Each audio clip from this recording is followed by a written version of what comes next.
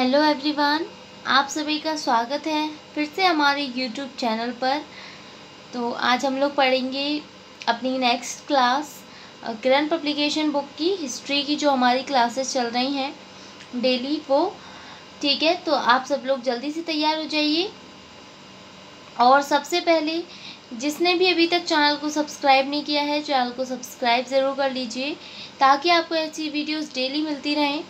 आपकी डेली किरण publication book की जो जनरल अवेयरनेस की क्लासेस हैं डेली हमारे चैनल पर चल रही हैं, तो आपको उसकी डेली वीडियोस मिल रही होंगी। जो भी डेली क्लासेस देख रहे हैं तो आपको डेली क्लासेस मिलेंगी। तो आप लोग जल्दी से चैनल को सब्सक्राइब कर लो, वीडियो को लाइक कर देना और अपने दोस्तों के साथ शेयर भी कर दीजिए ताकि वो लोग भी अच्छे से इस क्लास को पढ़ सकें और इसका आनंद उठा सकें। ठीक है, अगर जिसने पिछली वीडियोस नहीं देखी हैं, पहले भी बहुत सारी क्लासेस हो चुकी हैं, तो जिसने भी अभी तक पिछली वीडियोस नहीं देखी हैं वो लोग पिछली वीडियोस भी जाकर देख लीजिए। प्लेलिस्ट बनी हुई है, प्लेलिस्ट की लिंक डिस्क्रिप्शन में है।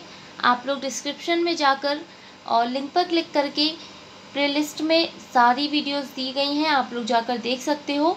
और जिसने भी पिछली वीडियोस नहीं देखी हैं जल्दी से जाकर देख लेना। ठीक है, तो चलिए हम लोग शुरू करते हैं आज की क्लास जोरदार तरीके से। ओके, तो चलो शुरू करेंगे हम लोग आज की क्लास। आप सबके सामने पहला क्वेश्चन है आज की क्लास का। कदंब राजवंश आधुनिक समय के देश का एक प्राचीन शाही राजवंश था। कदंब राजवंश आधुनिक समय के देश का एक प्राचीन शाही राजवंश था। किसका था? इसके ऑप्शंस हैं उड़ीसा, केरल, बिहार या कर्नाटक। तो इसका सही आंसर होगा आप सभी का option D, Karnataka is the right answer. Kadamba राजवंश आधुनिक समय के कर्नाटक राज्य का एक प्राचीन शाही राजवंश था। ठीक है, अगला क्वेश्चन है, राजा ललितादित्य मुक्तापीड़ ने डैश पर शासन किया था। किस पर शासन किया था? इसके ऑप्शंस हैं गुजरात, सिक्किम, केरल या कश्मीर। तो इसका सही आंसर है आप सभी का option D, Kashmir is the right answer. ठीक है, राजा ललितादित्य मुक्तापीड़ ने कश्मीर पर शासन किया था। ओके, अगला क्वेश्चन है, रवि कीर्ति निम्नलिखित में से किस राजवंश के शासक के दरबारी कवि थे? रवि कीर्ति किस राजवंश के शासक के दरबारी कवि थे? इसके ऑप्शंस हैं चोल, चेर, पल्लव या चालुक्य। तो इसका भी सही आंसर होगा option D, Chalukya is the right answer. Chalukya राजवंश के शासक के राज दरबारी थे कौन? रवि कीर्ति। ओके, ये जो चालुक्य वंश के शासक के दरबारी कवि थे, चालुक्य वंश का राजा पुलकेशिन द्वितीय, ये याद रखिएगा। जो चालुक्य राजवंश के पुलकेशिन द्वितीय, तो ये जो पुलकेशिन द्वितीय है, ओके, तो ये पुलकेशिन द्वितीय के दरबारी कवि थे रवि कीर्ति। ठीक है, ये चालुक्य राजवंश के जो पुलकेशिन द्वितीय थे इनके दरबार के राजकवि थे रवि कीर्ति। ओके, चलिए अगला क्वेश्चन देखेंगे। ये भी याद रखिएगा कि रवि कीर्ति एक जैन कवि थे, एक जैन कवि। ओके, तो ये एक जैन कवि थे। ओके, नेक्स्ट क्वेश्चन देखते हैं। अगला क्वेश्चन है आपकी स्क्रीन पर, मान्यखेत के कृष्ण तृतीय का संबंध किस राजवंश से था? इसके ऑप्शंस हैं चेर, पाल, राष्ट्रकूट या गुर्जर प्रतिहार। तो इसका सही आंसर है ऑप्शन सी, राष्ट्रकूट के कृष्ण तृतीय का संबंध राष्ट्रकूट राजवंश से था। ठीक है, ओके, ये जो कृष्ण तृतीय थे ये राष्ट्रकूट का अंतिम शासक था। ये भी याद रखना कि ये अंतिम शासक था राष्ट्रकूट का। ठीक है, राष्ट्रकूट राजवंश का अंतिम शासक। ठीक है, इसने कब से कब तक शासन किया? 939 से लेकर 967 ईस्वी पूर्व तक। ठीक है, इसने 939 से 967 ईस्वी पूर्व तक, सॉरी ईस्वी पूर्व नहीं, ईस्वी, ठीक है, इसने शासन किया। ओके, अगला क्वेश्चन देखते हैं। अगला क्वेश्चन है, नागभट्ट निम्नलिखित में से किस राजवंश के राजा थे? इसके ऑप्शंस हैं काकतीय, वर्धन, प्रतिहार या रेड्डी। तो इसका सही आंसर होगा आपका ऑप्शन सी, प्रतिहार। ये प्रतिहार राजवंश के राजा थे नागभट्ट। तो जो नागभट्ट है, इनके बारे में एक बात है कि नागभट्ट एक ऐसे राजा थे जिसने उत्तर भारत के पहली बार, मतलब किसी ऐसा राजा जिसने पहली बार उत्तरी भारत के शाही गुर्जर प्रतिहार वंश की स्थापना की थी। ठीक है, तो ये पहला राजा जिसने उत्तरी भारत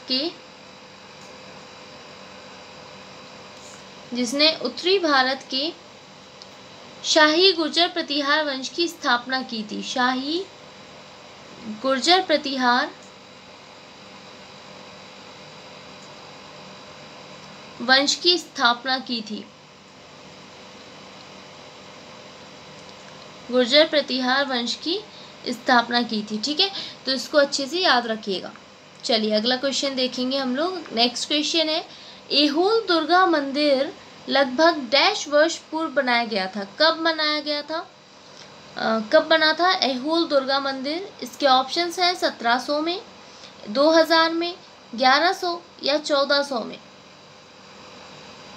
तो इसका सही आंसर होगा ऑप्शन डी, 1400 में लगभग लगा है इसके आगे। ठीक है, कंफर्म नहीं है, लेकिन 1400 में ऐहोल दुर्गा मंदिर बनाया गया था। कितने वर्ष पूर्व बनाया गया था? तो आज से 14 वर्ष पहले। ठीक है, 1400 वर्ष पहले। ओके, ये जो ऐहोल दुर्गा मंदिर है ये कर्नाटक में है। ठीक है, कहाँ पर है? कर्नाटक के ऐहोल मतलब कर्नाटक के ऐहोल में स्थित है। ठीक है, इसके बारे में एक खास बात ये है कि ये 8वीं शताब्दी का पहला हिंदू मंदिर था। 8वीं शताब्दी का पहला हिंदू मंदिर। ठीक है, 8वीं शताब्दी का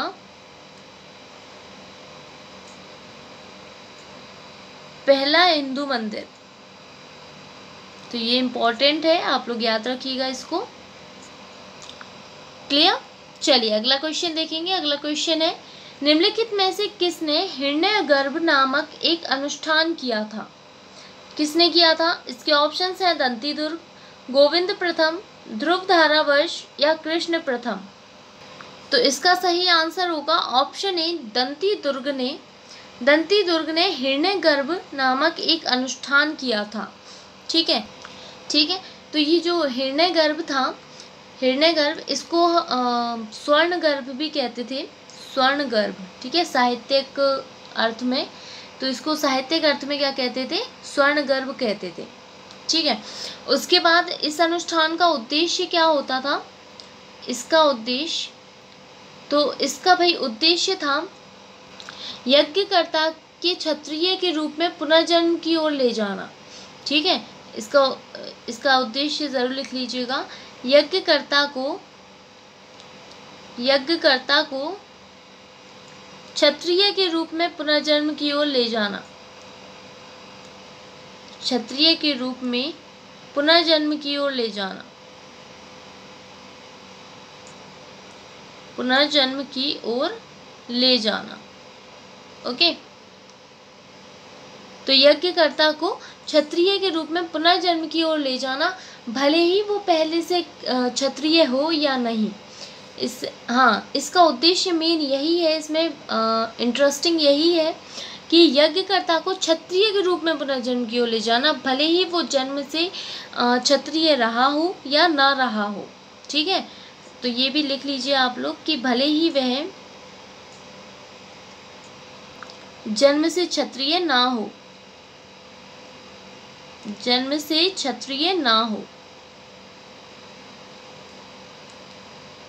ओके, चलिए अगला क्वेश्चन देखेंगे। अगला क्वेश्चन है, पुष्यमित्र जो कि अंतिम मौर्य सम्राट बृहद्रथ का सेनापति था, ने राजा की हत्या कर दी और एक नए राजवंश की स्थापना की। निम्नलिखित में से उसका वंश कौन सा था? पुष्यमित्र का। ठीक है, तो इसके ऑप्शंस हैं शुंग, कण्व, सातवाहन या चेदी। तो इसका सही आंसर है ऑप्शन ए, शुंग वंश। आपने सुना होगा पुष्यमित्र शुंग। ये इसने जो मौर्य सम्राट था ना, मौर्य वंश का राजा, अंतिम राजा बृहद्रथ, ये उसका सेनापति था पुष्यमित्र। इनकी स्टोरी काफ़ी इंटरेस्टिंग है।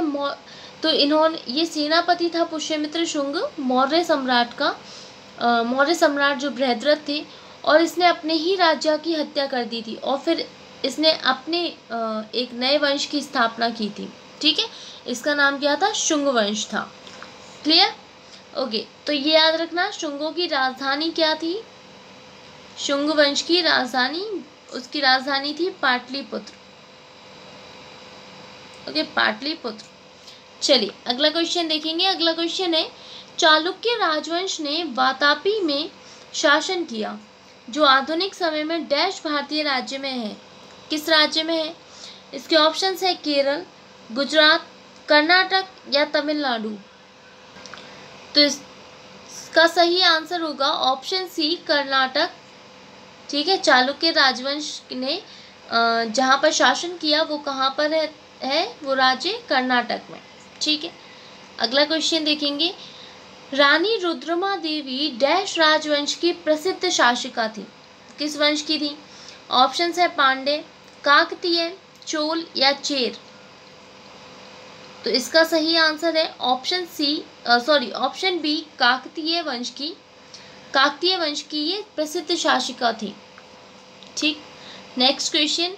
खजुराहो के मंदिर डैश मंदिरों की खजुराहो के मंदिरों की डैश का एक शानदार उदाहरण है। किस शैली का उदाहरण है खजुराहो का मंदिर? इसके ऑप्शंस हैं बेसर शैली, नागर शैली, पूर्वी शैली या द्रविड़ शैली। तो इसका सही आंसर होगा आपका ऑप्शन बी, नागर शैली। खजुराहो का जो मंदिर है वो नागर शैली मंदिरों का एक नागर शैली का एक बेहतरीन उदाहरण है। ठीक है, ये जो खजुराहो के मंदिर हैं, याद रखिएगा, मोस्ट इम्पॉर्टेंट होते हैं। तो जो खजुराहो के मंदिर है ये कहाँ पर है? ये मध्य प्रदेश के छतरपुर जिले में मध्य प्रदेश के छतरपुर जिले में स्थित है।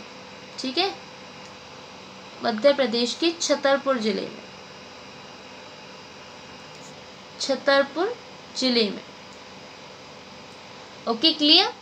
तो गाइज यहाँ पर होंगे आपके क्वेश्चंस समाप्त हो चुके हैं। अब हम मिलेंगे नेक्स्ट वीडियो में नेक्स्ट क्वेश्चन, आगे के क्वेश्चंस के साथ। तो सभी लोग तैयार रहिएगा नेक्स्ट क्लास के लिए। और जैसा कि मैंने आपको पहले भी रिवाइज कराया और अभी भी कह रहे हैं कि जिसने भी अभी तक चैनल को सब्सक्राइब नहीं किया है, चैनल को सब्सक्राइब कर लीजिए। और जिसने अभी तक पिछली वीडियोस नहीं देखी हैं वो लोग जल्दी से जाकर पिछली वीडियोस देख लीजिए।